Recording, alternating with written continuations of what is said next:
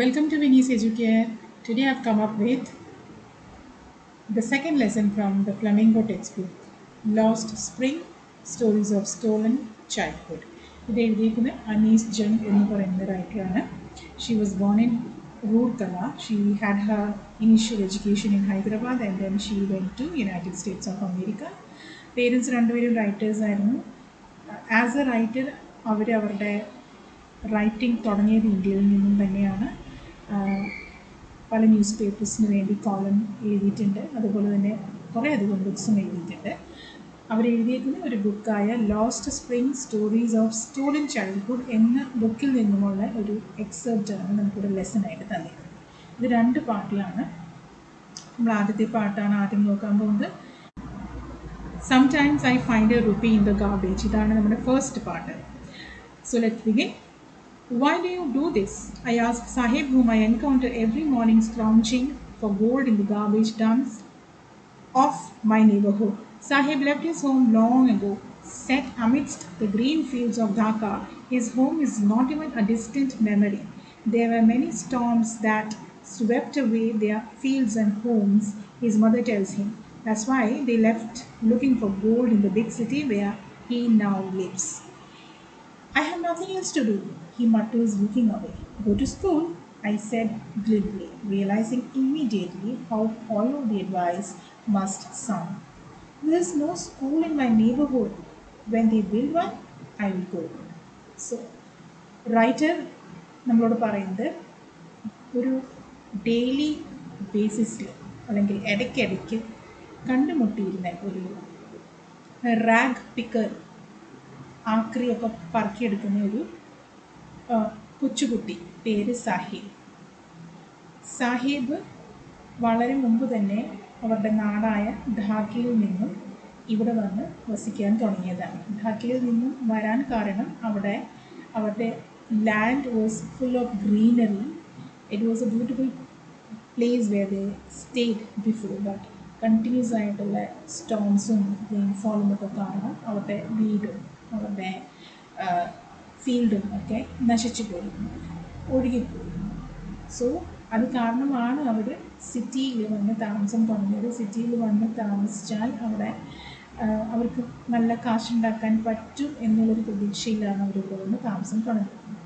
അപ്പം കുട്ടിയെ കാണുമ്പോൾ നമ്മുടെ റൈറ്റർ ചോദിക്കും, നിനക്ക് എന്താണ് നീ ഇത് ചെയ്യുന്നത്? അപ്പോൾ അവൻ പറയും, എനിക്ക് വേറെ ഒന്നും ചെയ്യാനില്ല, സ്കൂളിൽ പോയിക്കൂടെ എന്ന് റൈറ്റർ ചോദിക്കും. പെട്ടെന്ന് ഇത് ചോദിച്ചു കഴിയുമ്പോഴാണ് റൈറ്ററിനെ റിയലൈസ് ചെയ്യുന്നത് റൈറ്റർ ആ ചോദിച്ചേക്കുന്നതിൽ യാതൊരു അർത്ഥവുമില്ലാത്തൊരു ചോദ്യമാണ്. ഗ്ലിബ്ലി എന്ന് പറഞ്ഞാൽ without thinking much about the depth of the question that she asked, she just said go to school.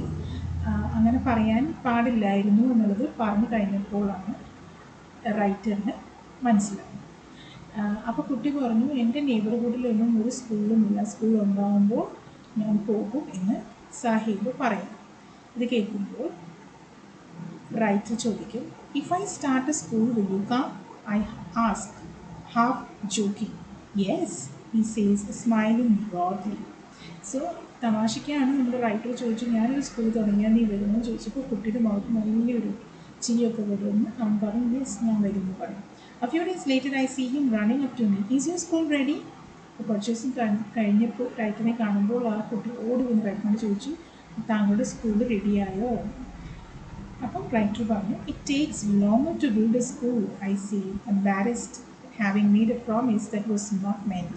But promises like mine abound in every corner of his bleak world. So, പെട്ടെന്ന് ഇങ്ങനെ ഒരു ചോദ്യം കേട്ടപ്പോൾ writer പറഞ്ഞു, സ്കൂളൊക്കെ പണിയാൻ കുറേ സമയം എടുക്കും. പക്ഷെ അത് പറഞ്ഞെങ്കിലും ആൾക്കൊരു ചമ്മലുണ്ടായിരുന്നു. കാരണം ആളത് പ്രോമിസ് ചെയ്തിരുന്നു ആ കുട്ടിയോട്. ആ പ്രോമിസ് ഒരിക്കലും ഫുൾഫിൽ ചെയ്യാൻ പോകുന്നില്ല, അല്ലെങ്കിൽ അവർ ആ പ്രോമിസ് ഒരിക്കലും ഫുൾഫിൽ ചെയ്യില്ല എന്ന് അവർക്ക് അറിയായിരുന്നു. എന്നിട്ടും ആ കുട്ടിയോട് അത് പ്രോമിസ് ചെയ്തല്ലോ എന്നൊരു എംബാരസ്മെൻറ്റ് അവർക്കുണ്ടായിരുന്നു. പക്ഷേ ഇങ്ങനത്തെ പ്രോമിസസ് ഈ കുഞ്ഞുങ്ങളുടെ ലോകത്ത്, അതായത് അവരുടെ ബ്ലീക്ക് ലൈഫ്, ബ്ലീക്ക് എന്ന് വെച്ചാൽ എംപ്റ്റി വേൾഡിൽ എപ്പോഴും സംഭവിക്കുന്ന ഒരു കാര്യം തന്നെയായിരുന്നു. So this was not something new to Sahib. After months of knowing him I ask him his name. ഇപ്പോൾ കുറേ മാസങ്ങളായിട്ട് ഇവർ പരസ്പരം കാണുകയും ഒരു കോൺവെർസേഷനൊക്കെ നടന്നുകൊണ്ടേയിരുന്നു. അവസാനം ഒരു ദിവസം നമ്മുടെ റൈറ്റർ ആ കുട്ടിയുടെ പേര് ചോദിച്ചു. കുട്ടിയുടെ പേരാണ് Saheb Alam. He announces he does not know what it means. ശരിക്കും ആ സാഹിബ് ആലം എന്നുള്ള ആ ഒരു പേരിൻ്റെ അർത്ഥം എന്താണെന്ന് ആ കുഞ്ഞിന് അറിയണ്ടായിരുന്നില്ല. കാരണം അവൻ അറിഞ്ഞിരുന്നെങ്കിൽ അവനത് വിശ്വസിക്കാൻ വളരെയധികം ബുദ്ധിമുട്ടിനെ. കാരണം സാഹിബ് ആലം എന്നുള്ളൊരു പേരിൻ്റെ മീനിങ് ആണ് ലോർഡ് ഓഫ് ദി യൂണിവേഴ്സ്, ഈ ലോകത്തിൻ്റെ നാഥൻ. Okay, so if he had known that he would have had a hard time believing it. Unaware of what his name represents, he roams the streets with his friends, an army of barefoot boys who appear like the morning birds and disappear at noon. Over the months, I have come to recognize each of them. So, പേരൊന്നും അറിയില്ല, പേരിൻ്റെ meaning ഒന്നും അറിയാണ്ട് ആ കുട്ടിയുടെ കുറച്ച് ഫ്രണ്ട്സിനൊപ്പം barefoot എന്ന് വെച്ചാൽ ചെരുപ്പൊന്നുമില്ലാതെ രാവിലെ ആവുമ്പോൾ വെയിൽ ഉദിച്ച് കണ്ടമാനം സൂര്യപ്രകാശം വീഴുന്നതിന് മുമ്പ് തന്നെ അവരവരുടെ ജോലിയിലോട്ട് ഇറങ്ങും. സോ രാവിലെ നമ്മൾ കാണുന്ന ബേർഡ്സിനെ പോലെ ഇവരെയും നമുക്ക് പുറത്തിറങ്ങിയാൽ കാണാൻ പറ്റും. ഉച്ചയ്ക്ക് നല്ല വെയിൽ വരുന്നതിന് മുമ്പ് അവരുടെ പണി അവസാനിച്ച് അവർ അപ്രത്യക്ഷമാകും. സോ ഒരു മാസത്തോളം അല്ലെങ്കിൽ 2-3 മാസത്തോളമായിട്ട് ഇവരെ ഇങ്ങനെ ഡെയിലി കാണാൻ തുടങ്ങിയ ആ ഒരു ഘട്ടമായപ്പോൾ റൈറ്ററിന് ഇവരെ ഓരോരുത്തരെയും പരിചയം, അതായത് റിക്കഗ്നൈസ് ചെയ്യാൻ തുടങ്ങി. She was able to recognise each of them. അവർ ഓരോരുത്തരെയും തിരിച്ചറിയാൻ തുടങ്ങിയിരുന്നു നമ്മളുടെ writer. Why aren't you wearing chappals I ask one. അപ്പോൾ അതിനകത്ത് ഒരു കുട്ടിയോട് റൈറ്റർ ചോദിച്ചു, എന്താണ് നീ ചപ്പിൾസ് ഇടാത്തത്? അപ്പോൾ കുട്ടി മറുപടി പറഞ്ഞു, my mother did not bring them down from the shelf. He answers simply, എൻ്റെ അമ്മ എനിക്ക് ഷെൽഫിൽ നിന്ന് ചെരുപ്പ് എടുത്ത് തന്നില്ല, എനിക്ക് തന്നെ എടുക്കാൻ പറ്റില്ല, അമ്മ എടുത്ത് തരാത്തതുകൊണ്ട് ഞാൻ ഇട്ടില്ല. Even if she did, he will throw them off, adds another who is wearing shoes that do not match. അപ്പം വേറൊരു കുട്ടി പറഞ്ഞു, അവൻ്റെ അമ്മ ഷൂസ് എടുത്ത് കൊടുത്തായിരുന്നെങ്കിലും അവനത് ഇട്ടില്ല, അവനത് വലിച്ചും ദൂരെ കളഞ്ഞേനെ. അത് പറഞ്ഞ കുട്ടിയുടെ ഷൂസിലാണെങ്കിൽ, കാലിലാണെങ്കിൽ ഒരു രീതിയിലും അവനിട്ടേക്കുന്ന ആ ഒരു കുപ്പായത്തിന് മാച്ചില്ലാത്ത രീതിയിൽ shoes ധരിച്ചിട്ടുണ്ടായിരുന്നു. When I comment on it, he shuffles his feet and says nothing.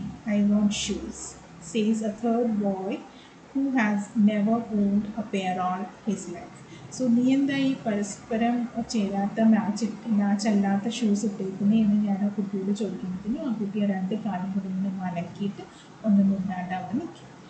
അപ്പോൾ മൂന്നാമത്തെ കുട്ടി പറഞ്ഞു, എനിക്കും ഷൂസ് വേണം, കാരണം അവൻ ഒരിക്കലും അവൻ്റെ ജീവിതത്തിലൊരു shoes ധരിച്ചിട്ടുണ്ടായിരുന്നില്ല.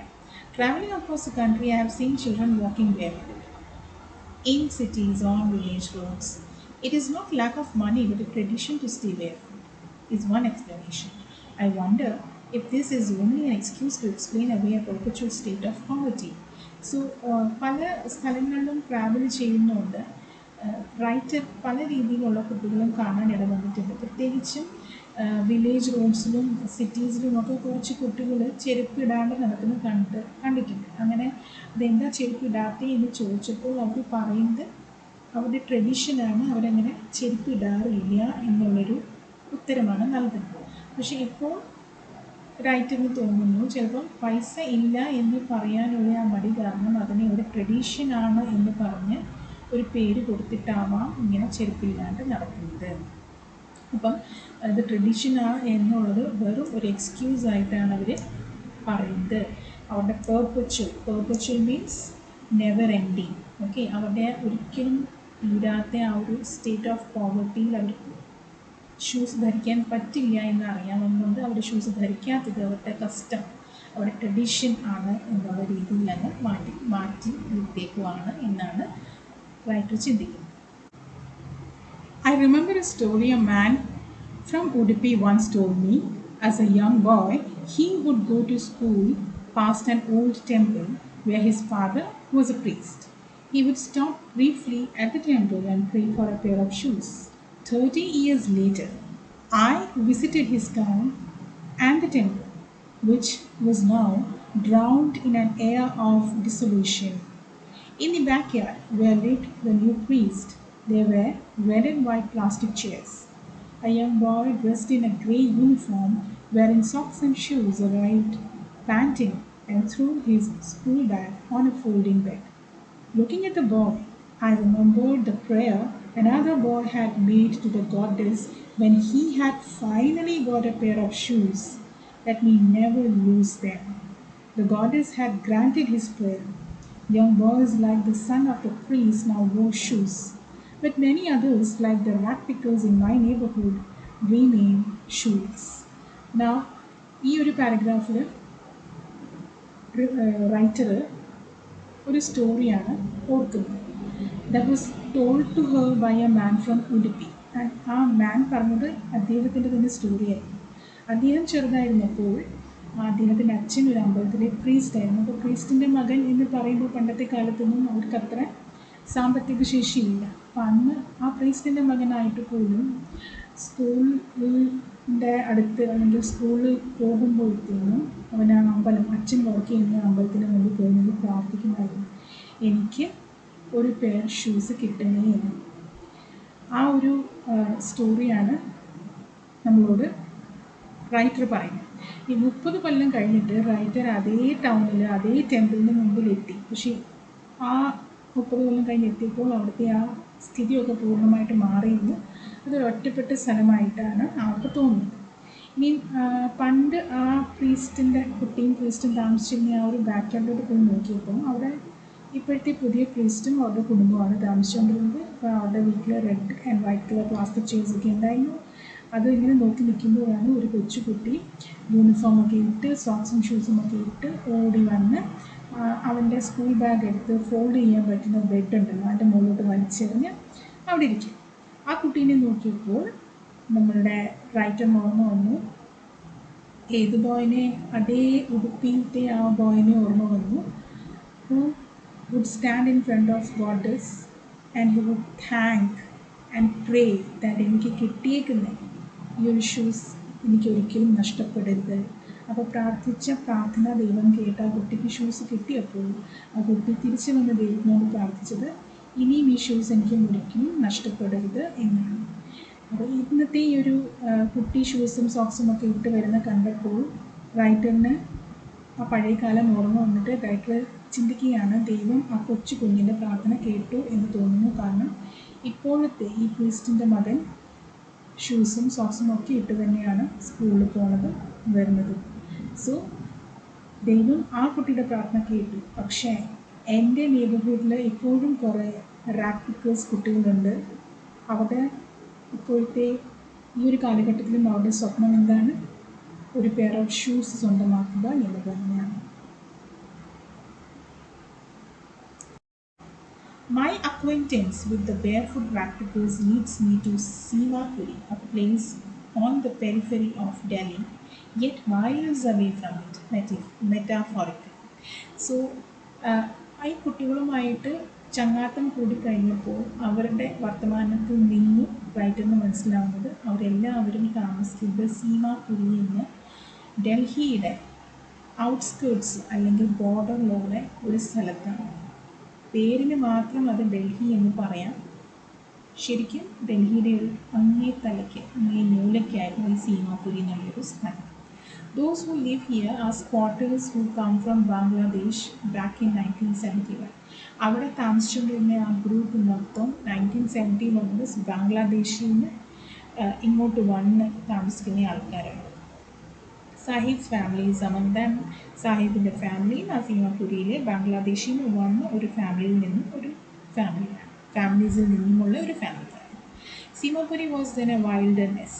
Seemapuri was then wilderness എന്ന് വെച്ചാൽ സീമാപുരി എന്ന് പറയുന്ന ആ ഒരു സ്ഥലം ആരും ക്യൂബ് ചെയ്യാത്ത ഒരു ബെയർ ലാൻഡായിട്ട് കിടക്കുന്ന സമയത്താണ് ഇവർ വന്നിവിടെ വസിക്കുന്നത്.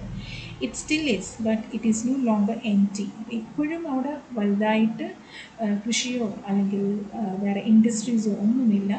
പക്ഷേ എന്താണുള്ളത്, ഈ ആൾക്കാർ വന്നിവിടെ താമസമാക്കിയിട്ടുണ്ട്. In structures of mud with roof of tins and tarpaulin, devoid of sewage, drainage or running water, live 10,000 practicals. ഇപ്പോൾ അവിടെ ഉള്ളത് എന്താണ്? മണ്ണ് കൊണ്ടുണ്ടാക്കിയിരിക്കുന്ന വീടുകളിൽ റൂഫ് ടിന്നായിട്ട് ടിന്ന് കൊണ്ടുണ്ടാക്കിയ റൂഫ് ഒക്കെയുള്ള ടാർപോളിൻ വിളിച്ചേക്കുന്ന മര്യാദയ്ക്ക് ഡ്രെയിനേജോ മര്യാദയ്ക്ക് ഒരു സീവേജോ ഒന്നുമില്ലാത്ത ഒരു സ്ഥലത്ത് ഒരു 10,000 റാക്ക് പിക്കേഴ്സ് താമസിക്കുന്ന ഒരു സ്ഥലമാണ് ഇപ്പോൾ സീമാപൂർ. They have lived here for more than 30 years without an identity, without permits, but with ration cards that get their names on voters list and enable them to buy grain. So അവർക്ക് 30 കൊല്ലമായിട്ട് അവിടെ താമസിക്കുവാണെങ്കിലും അവർക്ക് അവരുടേതായ ഒരു identity ഉണ്ടായിരുന്നില്ല. ആകെ കൂടി അവർക്ക് ഉണ്ടായിരുന്ന ഒരു ഉപകാരം എന്താണെന്ന് വെച്ചാൽ അവരുടെയൊക്കെ പേരിൽ റേഷൻ കാർഡ് ഉണ്ടായിരുന്നു. അതും അവർക്ക് എന്തുകൊണ്ട് കിട്ടി? വോട്ടേഴ്സ് ലിസ്റ്റിൽ പേരുള്ളതുകൊണ്ട് ഓരോ രാഷ്ട്രീയ പാർട്ടികൾ അവരിൽ നിന്നും വോട്ട്സ് നേടാൻ വേണ്ടിയിട്ട് അവർക്ക് റേഷൻ കാർഡ് ഉണ്ടാക്കി കൊടുത്തുകൊണ്ട് മാത്രം അവർക്ക് റേഷനിലൂടെ കിട്ടുന്ന ഫുഡ് ഗ്രെയിൻ വാങ്ങിക്കാൻ സൗകര്യമുണ്ടായിരുന്നു. Food is more important for survival than identity.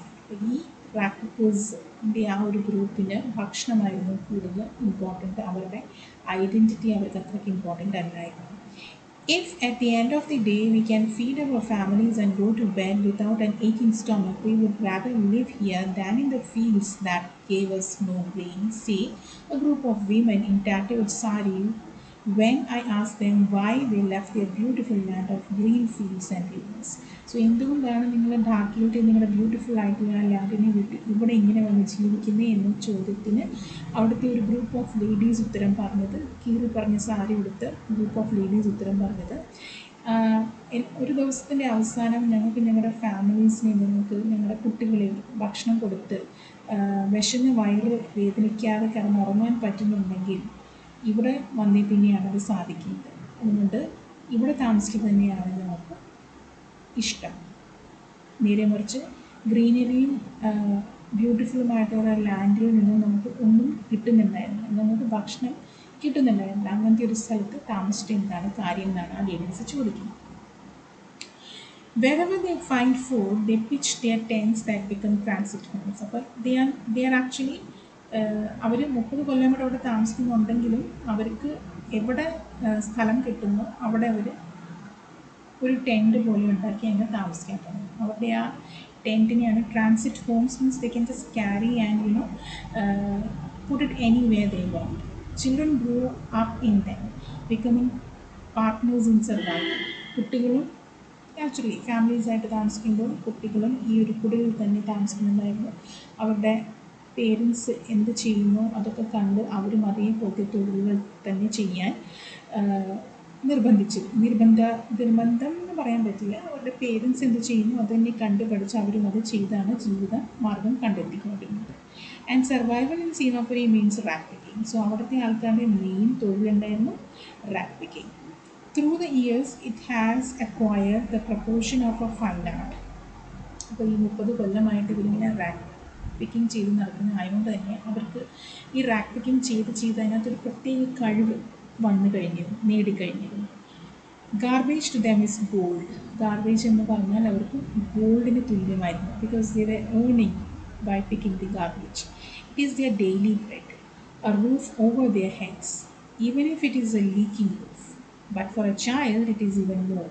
So മുതിർന്ന ആൾക്കാർക്ക് ഭക്ഷണം, ഒരു ദിവസത്തെ ഭക്ഷണം കിട്ടുന്നു, അല്ലെങ്കിൽ കിടക്കാൻ ഒരു സ്ഥലം, മുകളിൽ തലയുടെ മുകളിൽ ഒരു റൂഫ്, അത് ലീക്കിംഗ് ആണെങ്കിൽ പോലും സാരമില്ല, അങ്ങനെ ഉണ്ടെന്ന് ഉള്ളത് മാത്രമേ നോക്കാൻ താല്പര്യമുണ്ടായിരുന്നുള്ളൂ. പക്ഷെ കുട്ടികൾക്ക് ഈ റാക്ക് പിക്കിംഗ് എന്ന് പറയുന്നത് അതിലും ഉപരിയായിരുന്നു. കാരണം I sometimes find a rupee, even a 10 rupee note. Sahib says his eyes lighting up. ചില സമയങ്ങളിൽ റാക്ക് പിക്കിംഗ് ചെയ്യുമ്പോൾ ആക്രി പറക്കുമ്പോൾ, കുപ്പത്തൊട്ടിയിൽ നിന്നുമൊക്കെ ഓരോ ആക്രി അല്ലെങ്കിൽ ഓരോ പ്ലാസ്റ്റിക് പറക്കുമ്പോൾ ഞങ്ങൾക്ക് ചിലപ്പം 10 രൂപ അല്ലെങ്കിൽ 5 രൂപ അല്ലെങ്കിൽ 1 രൂപ ഒക്കെ കിട്ടാറുണ്ടെന്ന് പറയുമ്പോൾ ആ കുട്ടികളുടെ മുഖത്ത് വരുന്ന സന്തോഷത്തെയാണ് മുതിർന്ന ആൾക്കാരിൽ നിന്നും കൂടുതൽ സന്തോഷം ഇവർക്ക് റാക്ക് പിക്കിങ്ങിൽ ഉണ്ടായിരുന്നു എന്ന് നമ്മൾ കാണിക്കുന്നത്.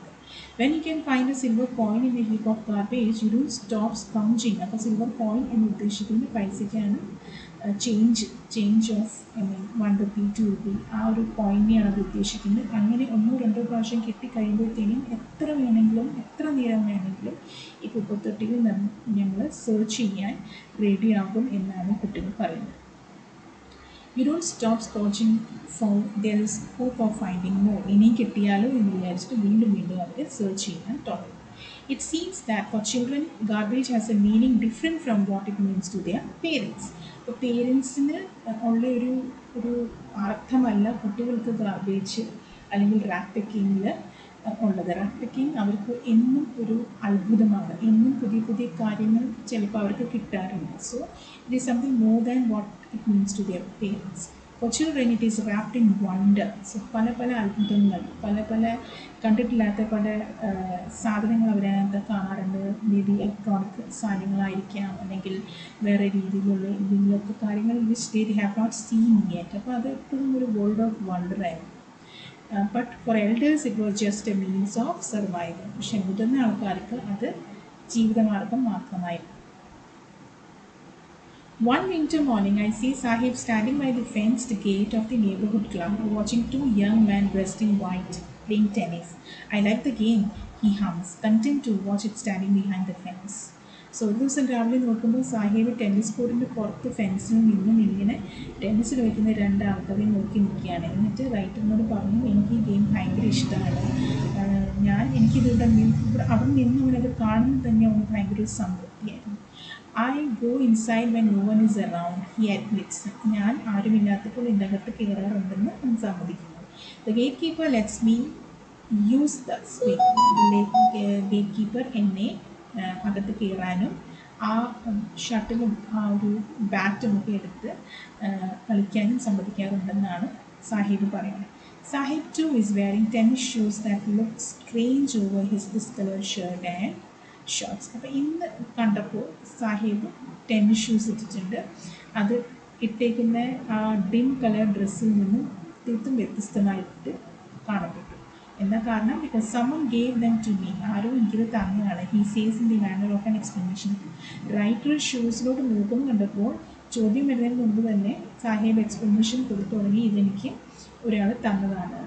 The fact that they are discarded shoes of some rich boy. പക്ഷേ ഫാക്റ്റ് എന്തായിരുന്നു വെച്ചാൽ ഈ രണ്ട് ഷൂസും ഒരു പക്ഷേ റാക്ക് പിക്കിങ്ങിൻ്റെ ഇടയിൽ കുപ്പത്തൊട്ടിന്ന് കിട്ടിയതാണ് നമ്മുടെ സാഹിബിന്. ഏതോ ഒരു റിച്ച് ബോയ് അതിനകത്ത് ചെറിയൊരു ഹോൾ വീണോട് മാത്രം ഉപേക്ഷിച്ചേക്കുന്ന ഒരു പെയർ ഓഫ് ഷൂസ് ആയിരുന്നു അത്.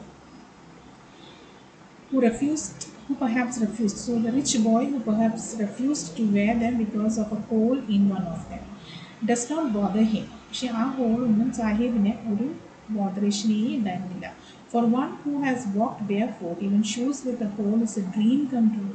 ഒരിക്കലും ചെരുപ്പ് പോലും ധരിക്കാൻ അവസരം കിട്ടാത്ത ഒരാൾക്ക് ഒരു കുഞ്ഞു ഹോളുള്ളൊരു ഷൂസ് കിട്ടുക എന്ന് പറയുന്നത് ഒരു സ്വപ്നം സാക്ഷാത്കരിക്കുന്ന ഒരു നിമിഷമായിരുന്നു. But the game he is watching so intently is out of his reach. പക്ഷേ അവനിപ്പോൾ കണ്ടുകൊണ്ടിരിക്കുന്ന കളി അവനൊരിക്കലും പഠിക്കാൻ പറ്റില്ല. That was out of his reach because that is a very rich game. This morning Saheb is on his way to the milk booth. കുറേ ദിവസം കഴിഞ്ഞ് വീണ്ടും കാണുമ്പോൾ സാഹിബ് ഈ പ്രാവശ്യം he was looking different. He was walking to the milk booth. In his hand is a steel canister. അവൻ്റെ കയ്യിലൊരു സ്റ്റീലിൻ്റെ പാത്രം ഉണ്ടായിരുന്നു. I now work in a tea stall down the road. ഞാനിപ്പോൾ ഒരു ടീ സ്റ്റോളിൽ അപ്പുറത്തെ റോഡിൻ്റെ സൈഡിലുള്ള ഒരു ടീ സ്റ്റോളിലാണ് വർക്ക് ചെയ്യുന്നതെന്നാണ് അവൻ റൈറ്ററിനോട് പറയുന്നത്. He says pointing in the distance. I am paid 800 rupees and all my meals. എനിക്ക് 800 രൂപ മാസം കിട്ടും, പിന്നെ 3 നേരത്തെ ഭക്ഷണം കിട്ടും. Does he like the job? ഞാൻ ചിന്തിച്ചു, റൈറ്റർ പറയുവാണ് അവനത് ഇഷ്ടമായിരുന്നു എന്ന് ഞാൻ ചോദിച്ചു. I asked. His face, I see, has lost the carefree. അത് ചോദിച്ചപ്പോഴത്തേക്കും അവൻ്റെ മുഖത്ത് നോക്കിയപ്പോൾ റൈറ്ററിന് മനസ്സിലായി അവൻ്റെ മുഖത്ത് ആ കെയർ ഫ്രീ ആയിട്ടുള്ളൊരു ലുക്ക് ഉണ്ടായിരുന്നു, ടെൻഷൻ ഇല്ലാത്തൊരു ലുക്ക് ഉണ്ടായിരുന്നു. അതിപ്പോൾ കാണാനില്ല. The steel canister seems heavier than the plastic bag he would carry so lightly over his shoulder. ആ സ്റ്റീൽ കനിസ്റ്റർ എന്ന് പറയുന്നത് ഒരു ചെറിയ സ്റ്റീൽ പാത്രമാണെങ്കിലും അവൻ തോളത്ത് ഇട്ടുകൊണ്ടിരുന്ന ആ ചാക്ക് നിറച്ച് സാധനങ്ങളുണ്ടെങ്കിലും അതൊരിക്കലും അവന് ഹെവി ആയിട്ട് തോന്നിയിട്ടുണ്ടായിരുന്നു. പക്ഷേ ഈ ഒരു ചെറിയ ചായപാത്രം അവന് ഒത്തിരി ഹെവി ആയിട്ട് തോന്നുന്നുണ്ടായിരുന്നു. The bag was his. കാരണം എന്താണ്, അവൻ ഷോൾഡറിൽ ഇട്ടുകൊണ്ട് തന്നെ ആ ബാഗ് അവൻ്റെ സ്വന്തമായിരുന്നു. അവന് അതിന് വേണ്ടി ആരോടും കണക്ക് പറയേണ്ട ആവശ്യമില്ലായിരുന്നില്ല. The canister belongs to the man who owns the tea shop. ഈ സ്റ്റീൽ പാത്രം ആരുടെയായിരുന്നു? ആ ഓണറിൻ്റെ ആയിരുന്നു, ടീ സ്റ്റോറിൻ്റെ ഓണറിൻ്റെ ആയിരുന്നു. അപ്പോൾ ആ ഓണറിൻ്റെ സാധനമാണ് അവൻ കയ്യിലെടുത്തുകൊണ്ട് നടത്തുന്നത്. അപ്പം അവന് ആ ഒരു സ്വാതന്ത്ര്യം, അവൻ്റെ സ്വന്തം ചാക്ക് തോളിലേറ്റിക്കൊണ്ട് നടന്ന ഒരു സ്വാതന്ത്ര്യം ഇത് പിടിക്കുമ്പോഴില്ല.